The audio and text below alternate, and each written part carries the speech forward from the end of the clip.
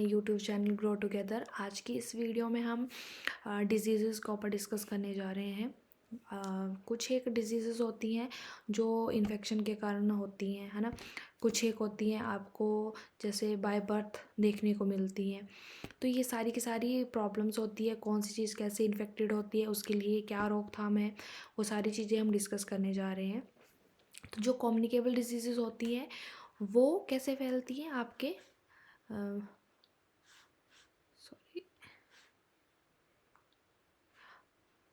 वो आपकी bacterial infection होते हैं, वायरस से फैलती हैं। आपने फंगस का जो इन्फेक्शन होता है ना, उसके कारण आपको देखने को मिलती है। और ये हमेशा ही एक व्यक्ति से दूसरे व्यक्ति में फैलती है ना।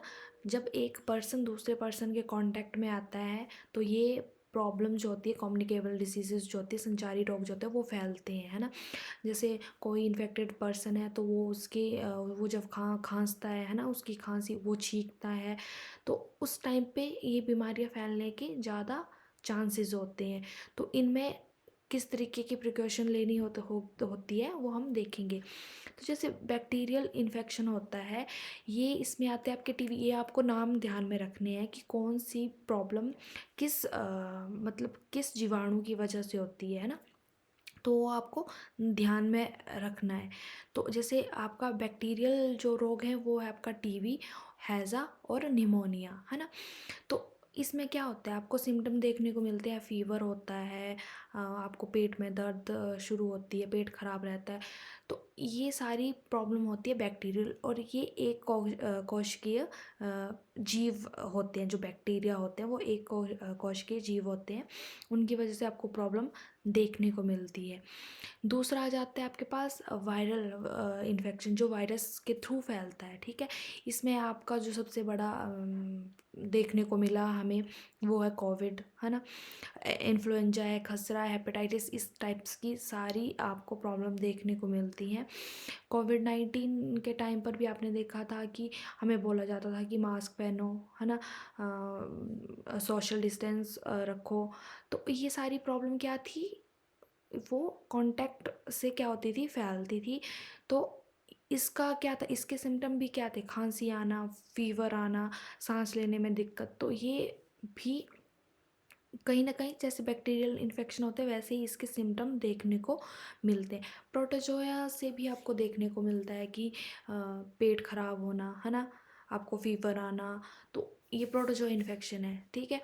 जो आपको मलेरिया जो मच्छरों से फैलता है, बेसिकली आपने देखा होगा जो मच्छर के कारण जहाँ पे जिस जिस एरिया में ज़्यादा मच्छर हैं या कुछ गंदा एरिया है ना, तो उस जगह पे मलेरिया जैसी प्रॉब्लम, आपको डेंगू, है ना, डेंगू डेंगू भी इसका एक एग्जाम्पल है प्रोटोजोआ का। तो ये दोनों प्रॉब्लम्स किसकी वजह से होती है, प्रोटोजोआ। इनके नाम आपको याद रखना कि मलेरिया किस किस वजह से फैलता है, प्रोटोजोआ से, वायरस वायरल है या फिर बैक्टीरियल इन्फेक्शन है। तो आपको पता होना चाहिए कि वो प्रोटोजोआ रोग है। फिर आता है आपका कवकीय संक्रमण, है ना। तो ये कैसे होता है, ये एक फंगल इन्फेक्शन है। आपने देखा होगा ये स्किन से रिलेटेड इन्फेक्शन है, डिजीज़ है। ये आपने एक सर्कल जैसा एक स्किन में बनता हुआ देखा होगा, है ना। और यहाँ पे dot dot dot dot dot dot ऐसे वो इस तरीके से फैलते, एक छोटा सा डॉट होगा, फिर वो फैलते फैलते फैलते काफ़ी बड़ा डॉट बनता है। फिर आपको एक रेड स्किन देखने को मिलती है, जैसे रेड स्किन हो जाती है। तो वो सारी की सारी प्रॉब्लम आपकी फंगल इन्फेक्शन है ना। तो इस कुछ एक प्रॉब्लम होती है जो हमें डायरेक्ट कांटेक्ट से आपको देखने को मिलती है। जो डायरेक्ट कांटेक्ट से वो इन्फेक्शन बढ़ता है, तो वो जैसे हो सकता है कि आप किसी से हाथ मिला रहे हैं ना, किसी को आपने देखो किसी को कोल्ड वगैरह हो, तो अगर आप उसके ज़्यादा सर कांटेक्ट में जाते तो वो कोल्ड उसको भी, वो जो सर्दी जो वायरस है वो उसको भी आ जाता है ना। तो वो भी एक क्या एक कारण है जो डायरेक्ट इन्फेक्शन, डायरेक्ट कांटेक्ट में आने का। यौन संपर्क, ठीक है, खांसी और छींक, ये डायरेक्टली इन्फेक्टेड करते हैं पर्सन को। फिर आता है अप्रत्यक्ष, है ना। तो अप्रत्यक्ष से क्या, जैसे आपका दूषित वस्तु का अगर आप सेवन करते हो या फिर आप गंदा पानी पी लेते हो, तो वो अप्रत्यक्ष संपर्क है। इनडायरेक्ट कॉन्टैक्ट की वजह से आपको डिजीजेस देखने को मिलती हैं। या फिर आप किसी का टॉवल यूज़ कर रहे हैं, किसी के कपड़े, जो स्किन से रिलेटेड प्रॉब्लम होती है ना, उस वजह से स्किन से रिलेटेड प्रॉब्लम आपको देखने को मिलती हैं। तो हमें इस केस में, दोनों केसेस में आप अपना पूरा ध्यान रखना है कि हम सफाई का, और हो सके तो हम नीट एंड क्लीन क्लॉथ को ही यूज़ करें, ठीक है।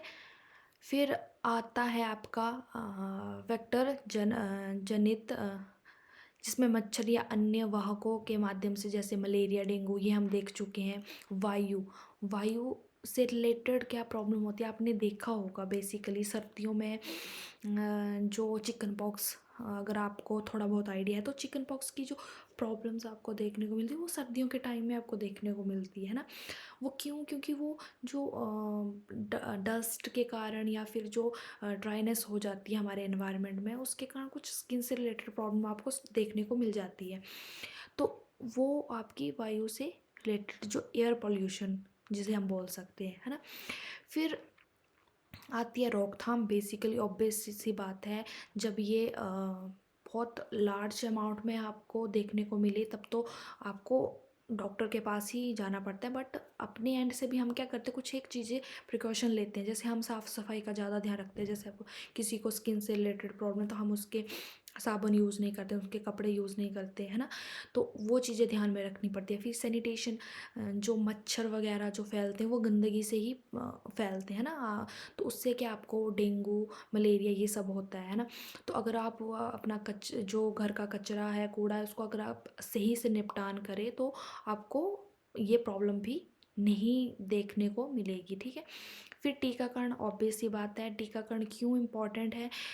ये हमारी जो शरीर में बीमारियों से लड़ने की क्षमता को बढ़ाता है ना। कोई इन फ्यूचर प्रॉब्लम आ रही है या कुछ करंट में कोई प्रॉब्लम चल रही है तो टीकाकरण करवाया जाता है। आपने कोविड के टाइम भी वैक्सीनेशन करवाया होगा, तो क्यों, क्योंकि वो हमें बीमारियों से, उस कोविड से लड़ने की क्षमता को क्या करेगा, उत्पन्न करता था, ताकि हम कोविड से फाइट कर सके और हम बिल्कुल हेल्थी रहे, ठीक है।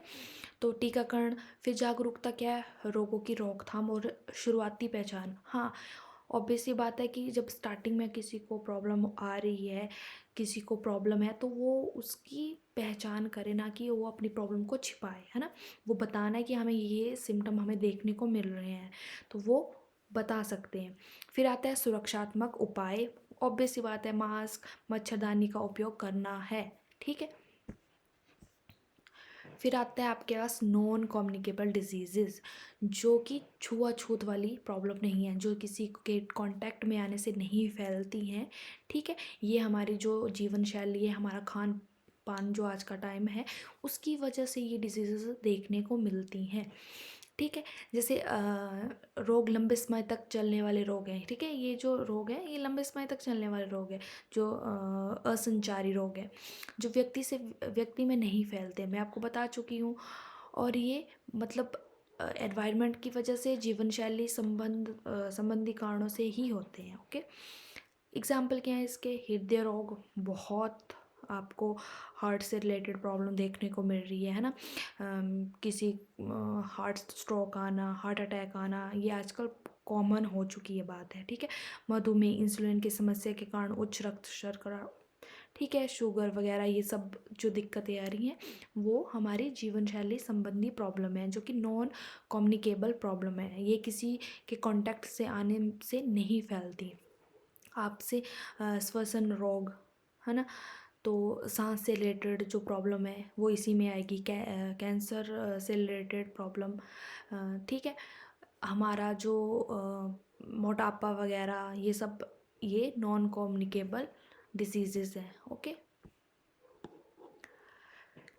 तो इसके कारण क्या है ना। इसके कारण वो ऑब्वियस सी बात है, वही है, मैं बता चुकी हूँ। आप गलत जो हमारा खान पान हो चुका है ना, हम गलत फूड जो खा रहे हैं आजकल, धूम्रपान, शराब, ये सब इसके प्रॉब्लम है। शारीरिक गतिविधियों की कमी, हाँ, एटलीस्ट हमें जो डे टू डे के काम है वो खुद से करने चाहिए, है ना।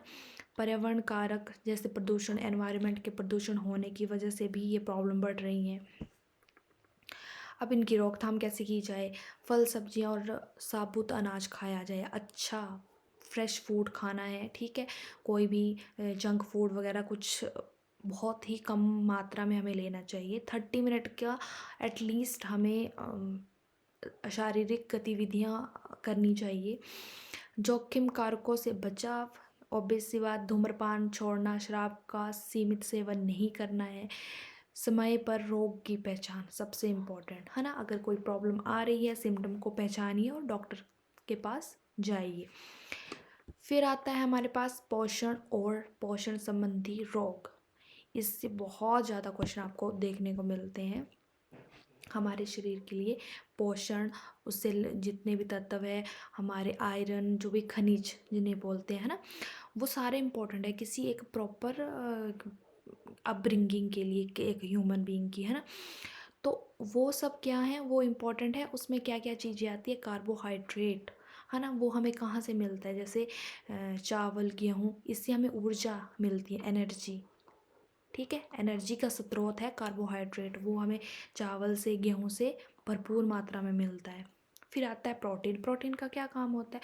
ये हमारी पूरी हमारी जो शारीरिक जो भी इम्पोर्टेंस है, जैसे हाइट का बढ़ना, है ना, हमारे बाल, ठीक है, हमारी जो पूरी बॉडी से रिलेटेड जो प्रॉब्लम है, वो प्रोटीन वाला खाना खाने से ही पूरी होती हैं।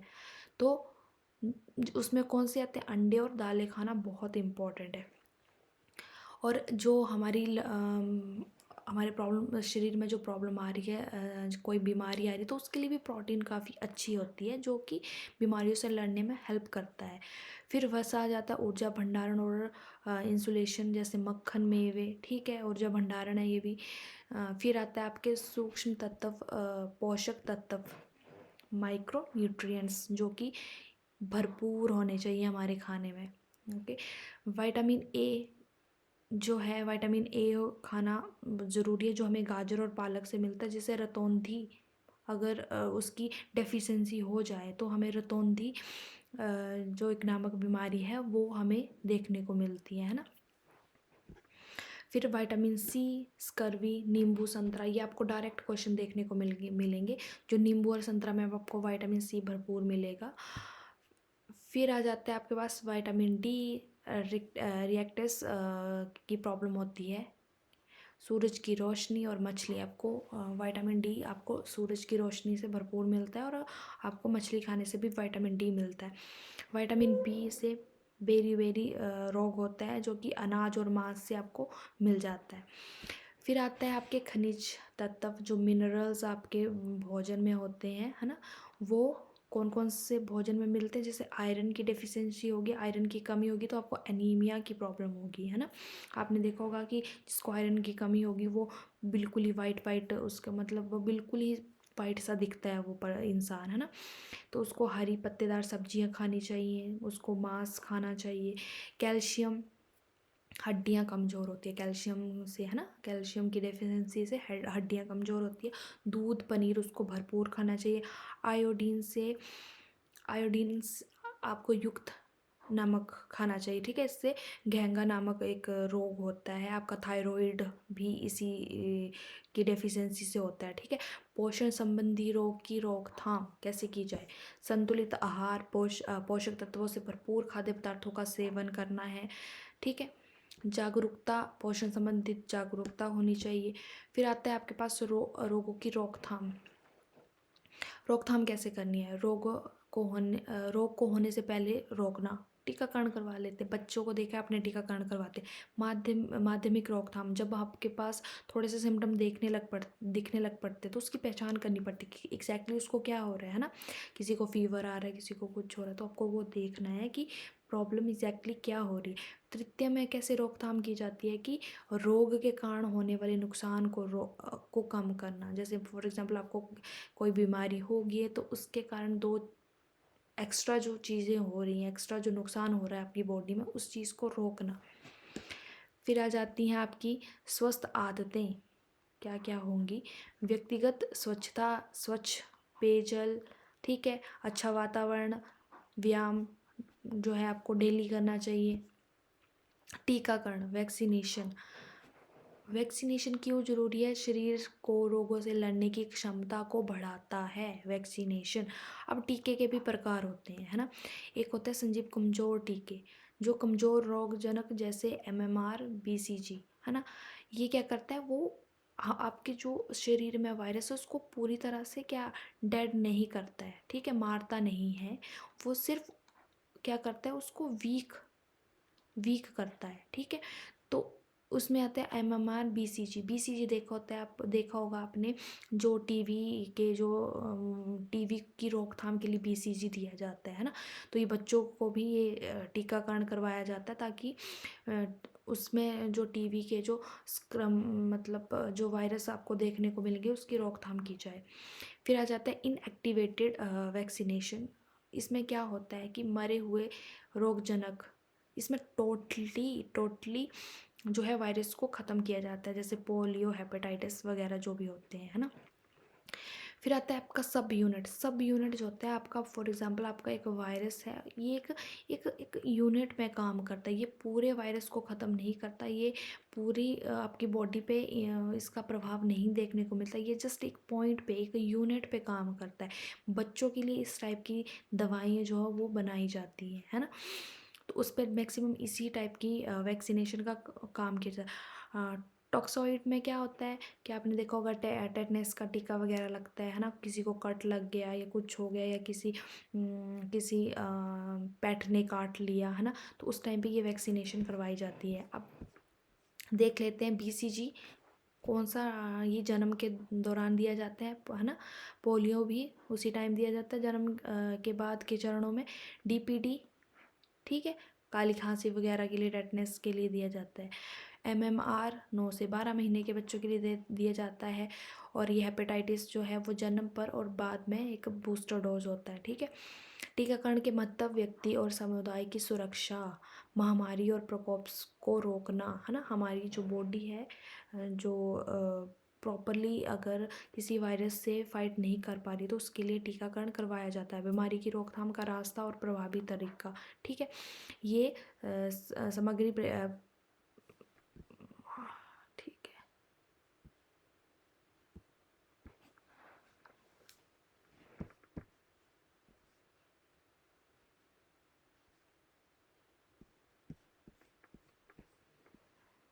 तो आज की वीडियो में इतना ही, मिलते हैं नेक्स्ट वीडियो में, ठीक है।